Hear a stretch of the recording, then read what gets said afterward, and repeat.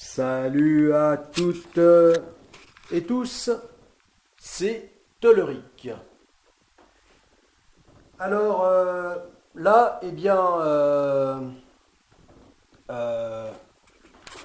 comme tu l'as compris, comme vous l'avez compris, suite aux vidéos précédentes, sur le site du chantier de construction de ce petit voilier océanique, hein, mais le vrai chantier réel, en taille réelle, hein, c'est-à-dire à l'échelle 1 et non au 1/20 comme ici. Eh bien oui, là je suis revenu à à la version dériveur intégrale. Euh, voilà. Euh,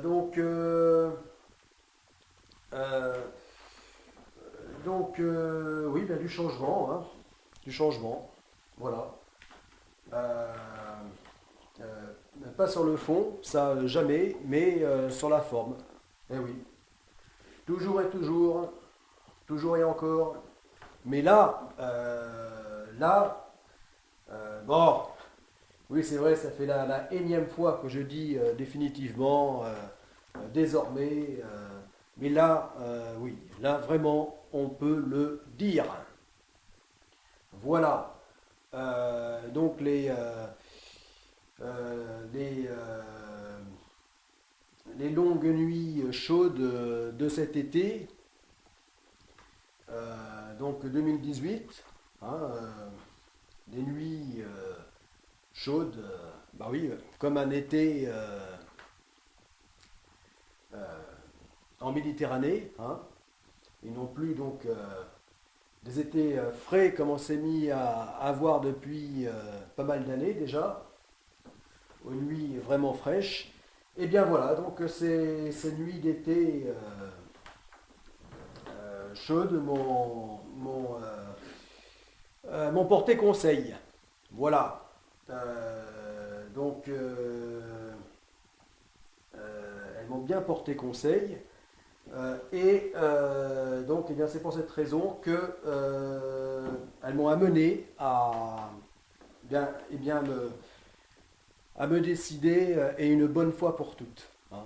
Voilà, de passer, de revenir à la version initiale, laquelle j'avais opté, hein, pour lors du tout début de construction, hein, du petit voilier océanique GA Pakicetus, enfin Godessark Pakicetus. Voilà. Donc le petit voilier océanique de 10 mètres.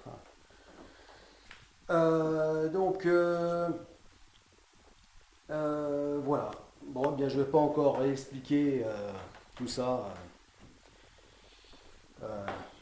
ici, sur cette vidéo, hein, j'en ai quand même déjà pas mal parlé.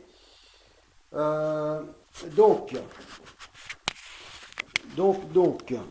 alors qu'est-ce que je vais faire de ces deux maquettes? Euh, Ces deux maquettes qui représentent à la fois la version quillard et dériveur intégral, hein, puisque ce modèle de Chatham Extreme 330 a la particularité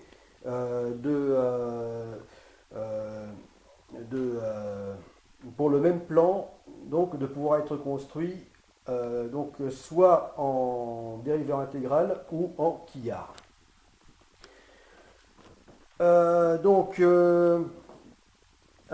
Bon, eh bien ces maquettes, je vais pas elles vont rester là, voilà. Parce que je n'en peux plus, hein. Je n'en peux plus. Voilà. Euh, c'est bien joli, hein, c'est bien gentil les maquettes, mais c'est pas la finalité, hein. Depuis toujours, depuis que je suis gamin, les maquettes m'ont intéressé par projection, voilà, par le fait de présenter ce qui devra être réel, vrai. Voilà. C'est en ça que les maquettes m'ont intéressé. Mais sinon en elles-mêmes, aucun intérêt. Euh, voilà. Voilà. Donc vraiment par projection par rapport à l'idée et au projet que ça puisse être un jour à taille réelle. Voilà. C'est juste ça qui m'a intéressé avec les maquettes. Bon. Euh, la manière d'un architecte finalement. Euh, voilà. Parce qu'un architecte ne s'intéresse à une maquette que, euh, que pour ce que pour son devenir, qui sera en taille réelle. Voilà. Et donc, bien là, je n'ai plus du tout ni la patience, ni la capacité de les finir. Voilà, de les finir, parce que c'est trop. Je n'en peux plus. Voilà. Ça a toujours été un effort pour moi de, de s'appliquer à les faire. Donc, oui, un effort, parce qu'il faut être patient, il faut être méticuleux, et que ça muse les nerfs. Voilà, ça s'amuse. Donc, donc j'en ai assez. Voilà, j'en ai assez. Donc là, celle-ci, pour la finir, eh bien, il me reste à la border.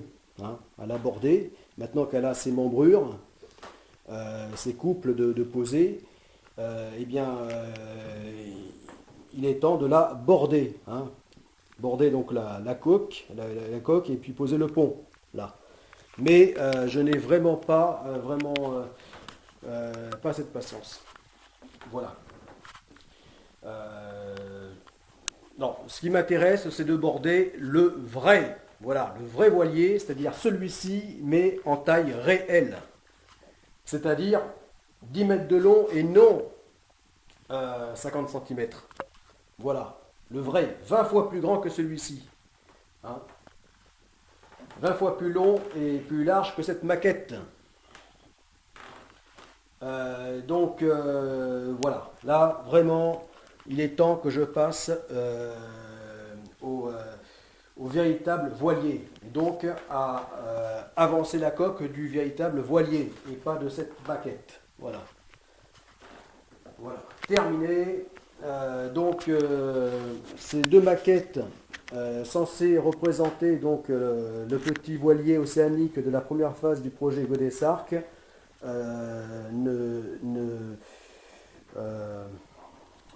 n'iront pas plus loin dans leur achèvement,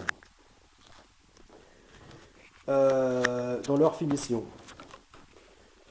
Voilà. Mais bon, je vais quand même les conserver parce que elles représentent malgré tout l'état d'esprit de ce que sera le véritable voilier de la première phase du projet Godessarc. Voilà. Alors en fait, ces deux maquettes, hein, donc les deux à la même échelle, eh bien,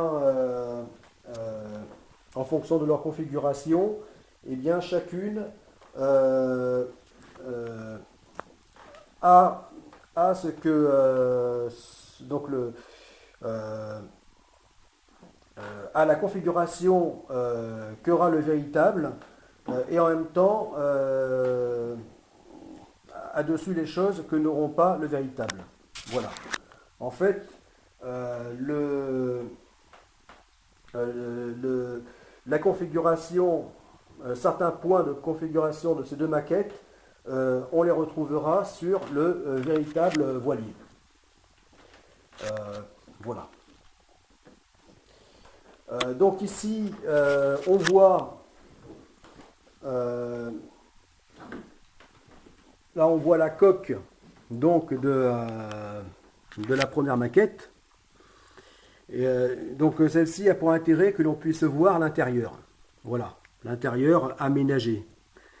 Donc encore une fois, ça ne sera pas précisément comme le véritable aménagement du, vrai futur voilier, mais on retrouve là quand même le même état d'esprit. Là on voit donc une personne, hein, donc d'1,85 m à l'échelle de la maquette, donc à l'intérieur.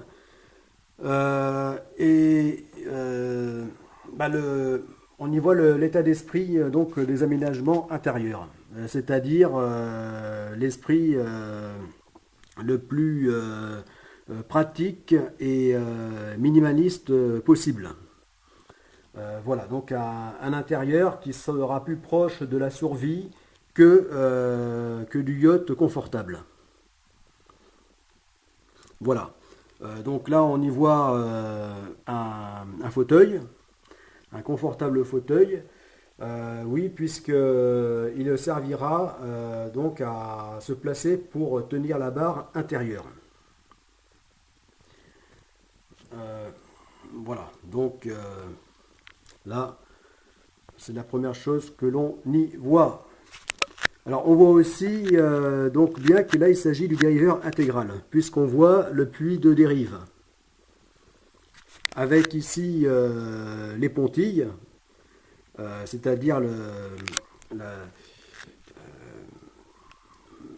le pilier qui soutient le mât, donc dans lequel passe en fait le câble donc releveur de la dérive pour faire rentrer la dérive dans le puits, donc en position haute. Voilà, donc l'intérêt de cette maquette, eh bien, c'est de bien représenter l'intérieur du Chatham 33 Extreme en dériveur intégral. Et donc celui-ci aménagé spécifiquement pour donc la première phase du projet Godesarc. Voilà. Alors là, ce que l'on voit derrière, c'est à la même échelle, ou à 20e, donc le schéma, le plan des grandes planches de paddleboard de la seconde phase du projet Godesarc. Donc pour le tour du monde sans escale, donc en paddleboard de longue distance. Mais bon, ça c'est la seconde phase du projet Godesarc. Donc je conserve cette maquette parce qu'elle a cette utilité de se représenter l'état d'esprit, donc les volumes, donc quand même hein, le véritable volume intérieur et l'état d'esprit de l'aménagement du voilier de la première phase du projet Godesarc, hein, du petit voilier océanique Godesarc Pachycetus.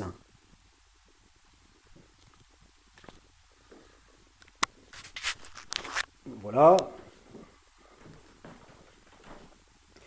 Et ici, donc, là c'est le pont hein, de la maquette dont on voit l'intérieur. Voilà, donc, bon, et bien, ici, ce qui sera pas comme, tout à fait comme la réalité, eh bien, c'est notamment le cockpit. Voilà, le cockpit qui sera un peu plus large et un peu plus long et donc la descente à l'intérieur. Là, on arrive au quart d'heure, je coupe et reprends.